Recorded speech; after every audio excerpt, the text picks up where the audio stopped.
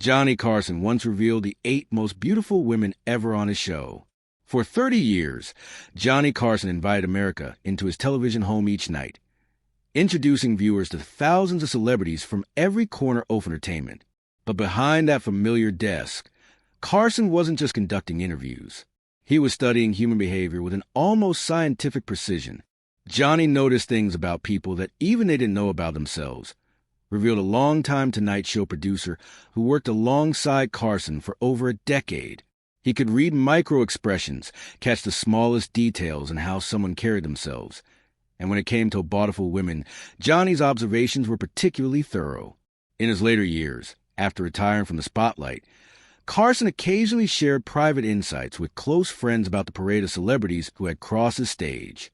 During one such evening at his Malibu home, after several glasses of high-end scotch had loosened his typically guarded demeanor, Carson surprised his guests by naming what he considered the 8 most extraordinarily beautiful women ever to appear on his show. It wasn't just about conventional beauty, explained someone who was present that night. Johnny talked about presence, that indefinable quality that made the cameras love certain women, that made the studio audience hold their breath, that occasionally made even television's most polished professional momentarily lose his train of thought. Tonight, we're revealing Johnny Carson's personal list off the 8 most beautiful women ever to grace The Tonight Show. Not just their stunning physical attributes, but the unique qualities that Carson himself observed about each during their unforgettable appearances on television's most prestigious stage. Let's begin with the woman Carson once described as having the kind of beauty that makes time stop. An actress whose mere entrance into the studio caused a legendary host to momentarily forget his own name. Would you welcome Raquel Welch? Raquel Welch, the woman who owned every room. When Raquel Welch walked onto the Tonight Show stage for the first time in 1970, something extraordinary happened. Johnny Carson, television's most controlled and controlling host, was momentarily speechless. For a man whose career was built on an unshakable professional polish, those few seconds of visible discomfort spoke volumes about the overwhelming impact of Welch's presence. She appeared multiple times and always left the audience breathless. Remember the camera operator, who worked many of her appearances. The reaction was physical. You could feel the collective intake of breath when she walked out. I operated camera 2, which was positioned to capture the guest entrance, and my director would always whisper into my headset before she appeared, "Take your time on this one. No one's going to complain." What made Welch's Tonight Show appearances particularly memorable wasn't just her extraordinary physical beauty, though that was undeniable, but the confidence with which she carried herself.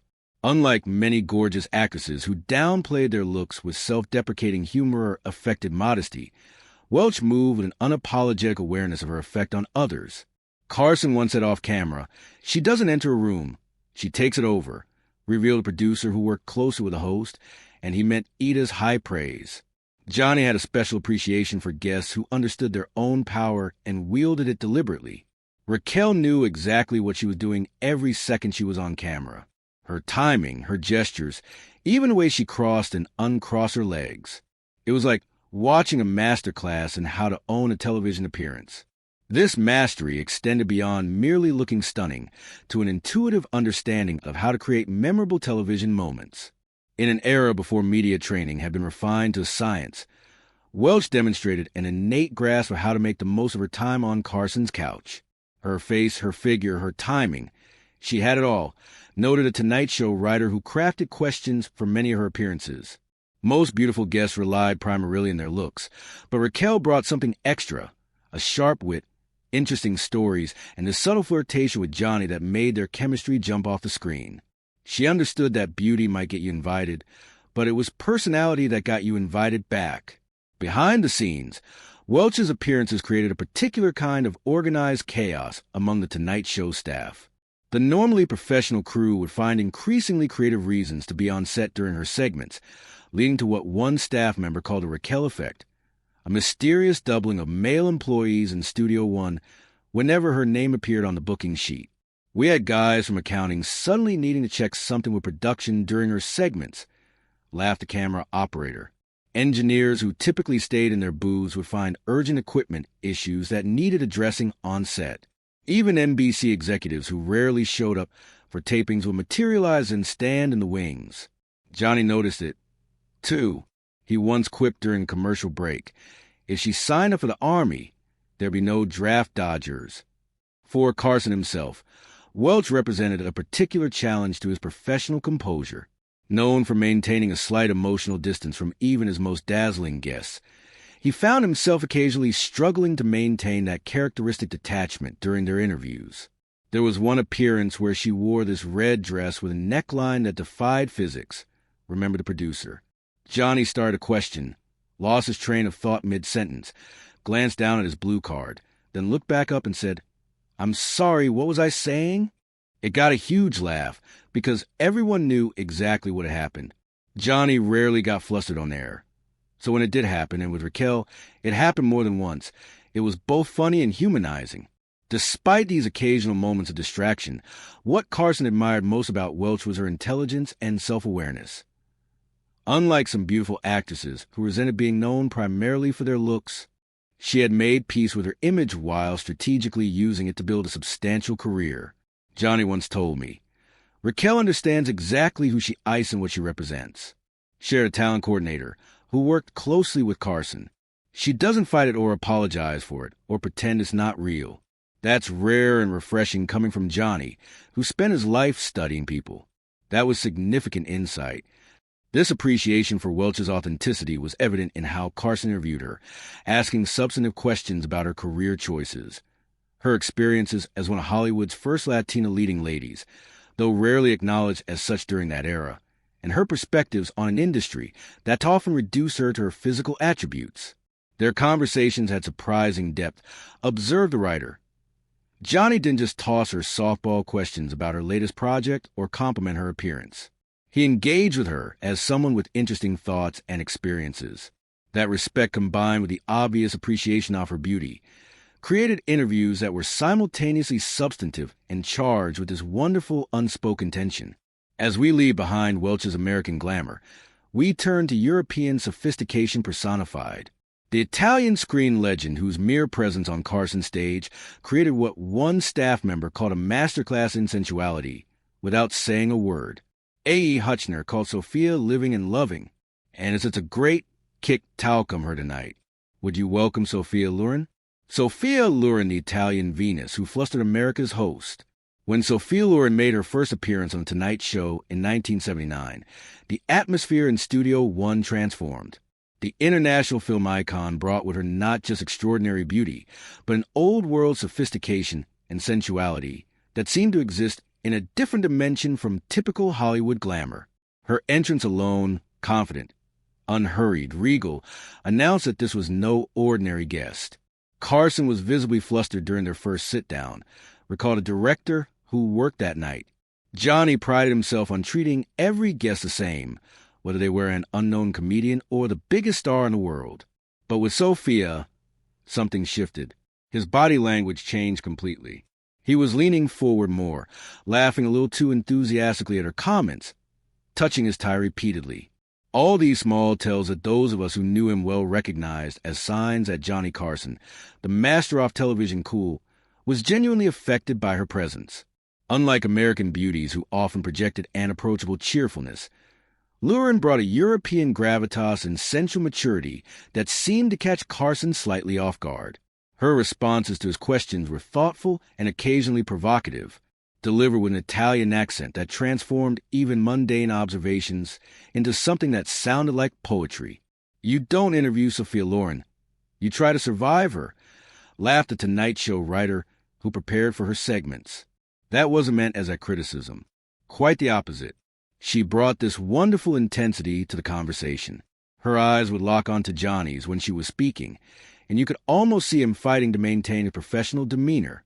There was a moment when she was describing a scene from one of her films, and she put her hand on Johnny's arm to emphasize a point. I thought we might need to cut to commercial just to give him a chance to regain his composure. What made Loren particularly fascinating as a Tonight Show guest was the contrast between her smoldering screen persona and her surprisingly thoughtful, sometimes philosophical conversational style. Where viewers might have expected a sex symbol focused in glamour, They instead encounter a woman with substantive insights on everything from Italian neorealist cinema to the challenges of maintaining authenticity in Hollywood. The Italian icon with legendary curves and smoldering confidence noted a television critic who covered her appearances. But what made her so compelling was that the beauty was just the beginning. Her intelligence, her perspective as a European artist working in the American system, her experiences growing up in war-torn Italy, all of it came through in these surprisingly substantive conversations with Carson. She wasn't just gorgeous, she was fascinating. Behind the scenes, Lauren's appearances created a particular kind of reverent preparation among the Tonight Show staff. Unlike the barely controlled chaos that accompanied some beautiful guests, Lauren inspired what one crew member described as almost religious respect, a hush falling over typically boisterous production teams as they prepared for her arrival. The crew treated her like visiting royalty, remembered a production assistant who worked several of her appearances, not just because of how she looked, but because of what she represented. This international film legend who had worked with the greatest directors in cinema history. There was none of the usual backstage joking or horseplay when Sophia was booked. Everyone was on their absolute best behavior, determined to show her the respect they felt she deserved. For Carson, Lauren represented a particular type of guest, one whose cultural significance and artistic accomplishments demanded serious engagement. Even as her extraordinary beauty created an undeniable undercurrent of attraction, this tension between intellectual respect and physical appreciation resulted in interviews that hummed with unique energy. Johnny had this wonderful mixture of awe and admiration with her. Observe someone who worked closely with Carson. He was clearly dazzled by her beauty. Who wouldn't be? But he also genuinely respected her as an artist who had built a remarkable career on her own terms. That combination made their interviews special. Johnny would ask a thoughtful question about her work with Dica or Fellini, leaning in with genuine interest for her answer, while simultaneously seeming slightly distracted by the totality of her presence. It was charming because it was so authentic. What viewers at home might not have fully appreciated was how Lauren's Tonight Show appearances differed from her encounters with most American interviewers. Where many hosts focus primarily on her status as a sex symbol, Carson consistently engaged with her complete identity as an artist, amateur, and a woman who had survived wartime poverty to become an international icon. She responded top-hat respect by giving Johnny her best self, noted the writer. Their conversations had real substance, even as they were wrapped in this delightful packaging of mutual attraction and admiration. She would talk about serious subjects, her difficult childhood, the challenges of being taken seriously as both beautiful and talented, her navigation between European and American film traditions, but with this wonderful warmth and occasional flirtatiousness that kept the interviews from ever feeling heavy. As we shift from Lauren's sophisticated European allure to our next subject, we encounter a very different kind of beauty, the all-American freshness that literally stopped the show when she first sat across from Carson's desk. Thank you. Yeah, and even when we're not busy, we don't go to New York. I mean, unless we absolutely have to. Now, why Bo Derek, the perfect 10, who silenced the studio? When Bo Derek made her first appearance on The Tonight Show in late 1979, shortly after the release of 10, had transformed her overnight into America's newest fantasy. Something unprecedented happened. The typically vocal Studio One audience fell into complete silence as she walked on stage. This wasn't the usual enthusiastic applause that greeted celebrities. It was a collective moment of stunned appreciation that actually required Carson to wait longer than usual before beginning the interview. Became a sensation overnight after 10, noted Adelant coordinator who worked during that period. But even those of us who had seen the film weren't prepared for the impact of her in person. There's something different about beauty in 3 dimensions, occupying the same physical space you're in. The camera actually diminished her rather than enhancing her, which almost never happens with celebrities. Unlike many overnight sensations who arrived with carefully rehearsed anecdotes and practiced charm, Derek brought a disarming natural quality to her Tonight Show appearances. Her beauty was undeniable, but it was the apparent lack of awareness of an effect that Carson later identified as her most compelling attribute. Carson called her a living statue and admitted she threw him off his rhythm. Remember, producer who worked closely with the host. Johnny said she was one of the few guests who made him forget his next question. Not because she was saying anything particularly surprising, but because there was this disconnect between how extraordinary she looked and how ordinary, in the best sense, she seemed as a person. The combination was incredibly disarming, even for someone as experienced as Carson. What made Derek's appearances particularly memorable was the visible effect she had not just on Carson, but on the entire studio. Cameramen would stay fixed on her, even during moments when they were supposed to be capturing Carson's reactions. The usually professional end beat pages would find reasons to linger near the stage.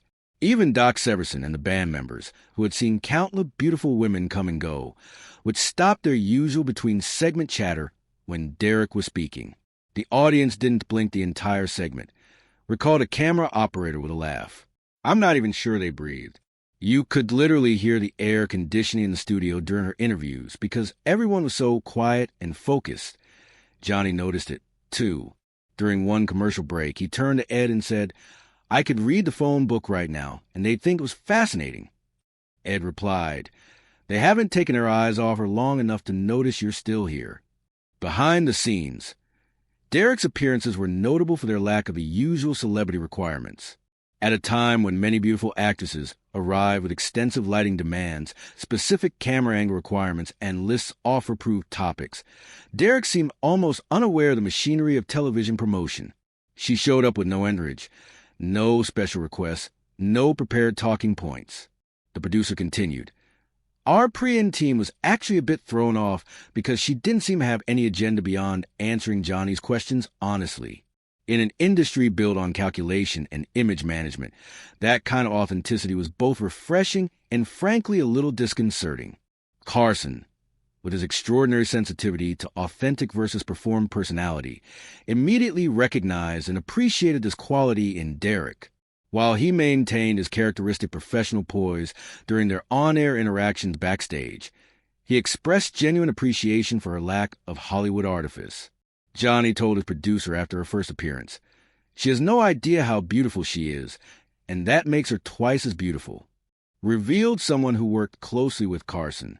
That was high praise from a man who had encountered every variety of beauty and celebrity over decades. Harris suspected that she wasn't using her looks strategically. They were simply a fact of her existence, like having brownies or being right-handed. This naturalism extended to how Derek discussed the sudden fame that Ten had brought her, with a mixture of appreciation and slight bewilderment that Carson found particularly appealing. Unlike stars who either false modestly downplayed their appeal or strategically leveraged it, Derek seemed genuinely surprised by the reaction to her breakthrough role. There was a moment in one interview where Johnny asked her about suddenly being considered a sex symbol, and her response was so unaffected. Remember the talent coordinator. She said something like, "It's very nice, but it's strange because I still feel exactly the same as before." The way she said it, without calculation or false humility, Johnny just smiled and said, "The rest of us definitely don't feel the same since we saw the film." The audience roared, but you could tell he genuinely appreciated her groundedness. For Carson, who had built a career on distinguishing between genuine and performed personality, Derek represented something increasingly rare in Hollywood. Natural beauty matched with natural behavior. In private conversations, he would contrast her with guests who arrived with carefully constructed personas and practiced anecdotes. Johnny once commented that most beautiful actresses had learned how to be famous, developed a public personality to match their looks, said the producer. He said Bo was different because fame had happened to her so suddenly that she hadn't had time to develop those artifices. He found that incredibly refreshing in an industry where authenticity was increasingly rare. As we move from Derek's fresh-faced American beauty to our next subject, we encounter Hollywood royalty whose legendary status preceded her, creating one of the most anticipated Tonight Show appearances of Carson Scarer. Well, I'm sure you were very cautious this last time. That is true. Elizabeth Taylor, Hollywood royalty who commanded the stage. The booking of Elizabeth Taylor on The Tonight Show was considered such a significant event that NBC executives, who typically left Carson alone to run his program as he saw fit, actually attended pre-production meetings to discuss how to maximize the appearance. Considered by many the last of the true Hollywood goddesses, Taylor rarely did television interviews. making her 1992 visit to Carson's couch a genuine television event. Her violet eyes, diamonds, and sheer presence overwhelmed the set, recalled a stage manager who worked that night. When Taylor arrived at the studio, there was this palpable shift in the atmosphere. Staff members who had worked with presidents, music legends, and Hollywood's biggest stars were suddenly straightening their clothes and standing a little taller. She brought this remarkable aura, a sense that we were in the presence of not just celebrity, but genuine Hollywood history. Unlike most guests who were escorted to the green room by a page or production assistant, Taylor's arrival involved significantly more ceremony. The head producer personally greeted her at the stage door, and Carson himself, who almost never met with guests before their on-air appearances, made an exception to briefly welcome her to the show before the taping began. Johnny later said, "She was Hollywood royalty and she knew it," shared a producer who witnessed their pre-show interaction.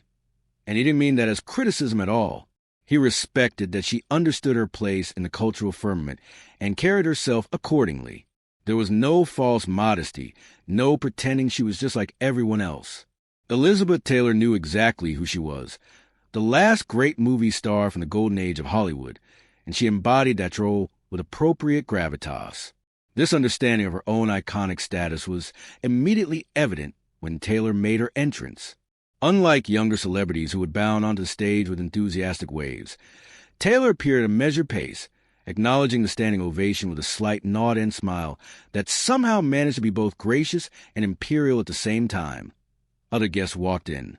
She arrived, observed a cameraman who worked that night. It's hard to explain the difference to someone who wasn't there, but when most celebrities enter, they're seeking the audience's approval. When Taylor entered, she was bestowing her presence upon them. She didn't need their validation. She already knew her value. That confidence, combined with her extraordinary beauty, even in her later years, created this electric moment where the entire studio just held its breath. The interview itself became a masterclass in star power, where most guests leaned forward eagerly, tried to establish rapport with Carson and the audience.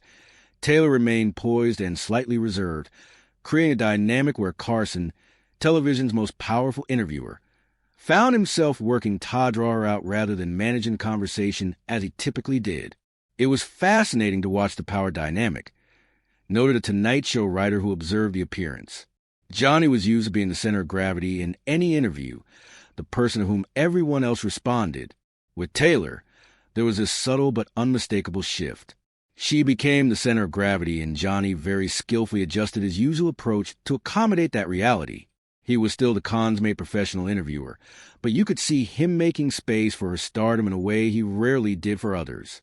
This adjustment wasn't just evident in Carson's interviewing style, but in subtle production changes made specifically for Taylor's appearance. The lighting was adjusted to better capture her famous violet eyes. The camera blocking included more close-ups than were typically used for guests. Even the commercial breaks were slightly reorganized to ensure her segment had maximum uninterrupted time.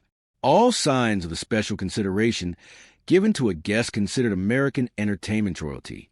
The control room actually had a special note on the rundown that day. More tight shots on the eyes. Remember the director. We never got that kind of specific instruction about how to shoot a guest, but everyone understood that those legendary violet eyes were part of what made her Elizabeth Taylor. And we wanted to be sure viewers at home could appreciate them fully. It wasn't just about capturing a beautiful woman. It was about documenting an iconic feature of Hollywood history. For Carson, Taylor represented a connection to a Hollywood era that had shaped his own understanding of stardom and glamour.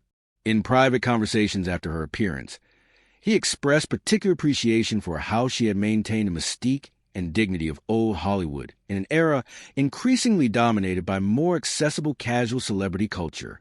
Johnny told the producer after the show, "You don't see that anymore." That kind of grand stardom revealed someone who was present for conversation. She doesn't give away everything. She keeps something for herself. That reservation, that sense of mystery was something Carson deeply respected at a time when most celebrities were becoming increasingly confessional and exposed. This appreciation for Taylor's old-school star quality was evident in how Carson conducted their interview with a difference and respect he rarely showed even to the most prominent guests. He asked substantive questions about her extensive career, her humanitarian work, and her perspectives on how Hollywood had changed since she began as a child actress, treating her not just as a beautiful woman, but as a living link to cinema history. There was genuine reverence in how Johnny approached the interview, observed the writer, not obsequiousness.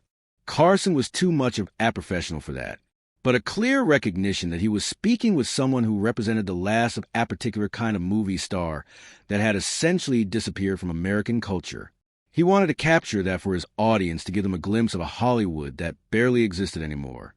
As we transition from Taylor's timeless glamour to our next subject, we encounter a very different kind of beauty. The sun-kissed California girl whose dazzling smile launched 1,000 posters and changed television history. I haven't seen you for a while. You look, as they say, smashing. Thank you. You really do. Thank you. Yeah, this must have been quite a challenge. Farrah Fawcett, the sunshine girl with a $1,000,000 smile. In 1976, a poster of Farrah Fawcett in a red swimsuit sold over 12 million copies, becoming the best-selling pinup of all time. When she made her first Tonight Show appearance that same year, shortly after Charlie's Angels had premiered, the studio audience's reaction was so prolonged and enthusiastic that Carson had actually signaled to his director to edit it down for broadcast.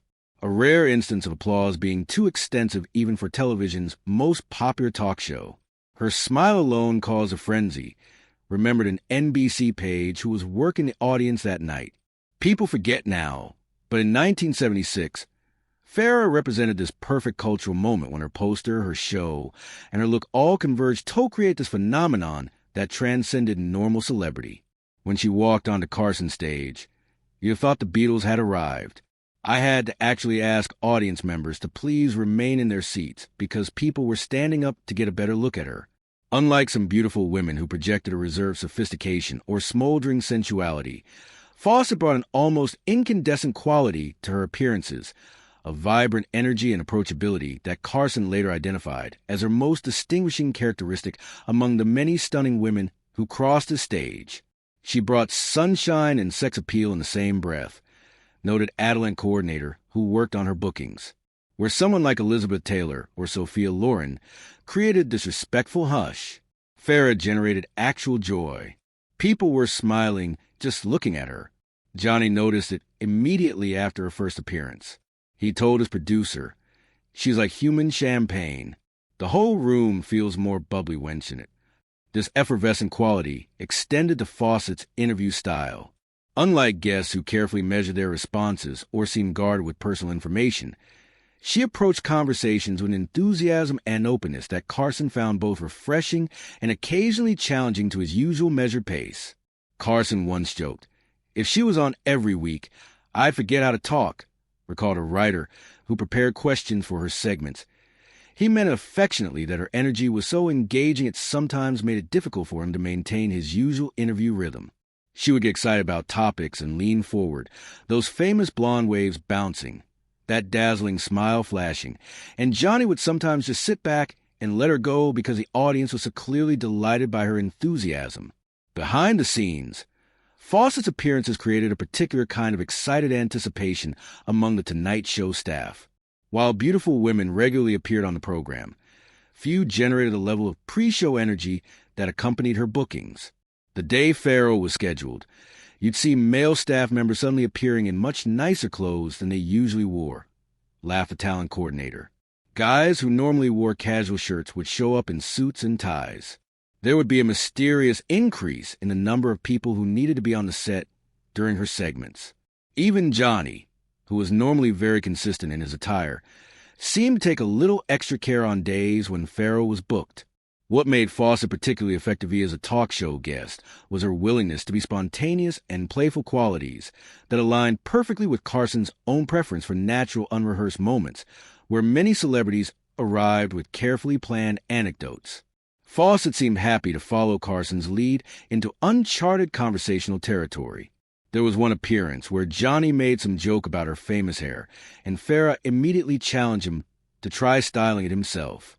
Remembered a cameraman who worked that night without missing a beat. She swiveled in her chair, handed him a brush, and said, "Show me how you do it." The audience went crazy, and Johnny, who almost never engaged in that kind of physical comedy with guests, actually stood up and made a few tentative brushes at her hair while looking absolutely terrified of messing up those perfect waves. It was completely unplanned and absolutely hilarious. This willingness to be spontaneous extended to Fawcett's comfort with Carson's occasional flirtatious comments, responded with good humor rather than discomfort, creating a playful chemistry that made for particularly engaging television. Johnny would occasionally say something like, "I don't know how your husband lets you out of sight." And Fa would come right back with something like, "Well, he knows I'm going to see you, Johnny, so he figures I'm in good hands," recalled the writer. It was this perfect balance. Johnny could acknowledge her extraordinary beauty without it becoming uncomfortable, and she could play along with the flirtation without it seeming demeaning. They had a wonderful television rapport that way. For Carson, who had interviewed countless beautiful actresses over his long career, Fawcett represented a particular type of all-American appeal that he found especially charming.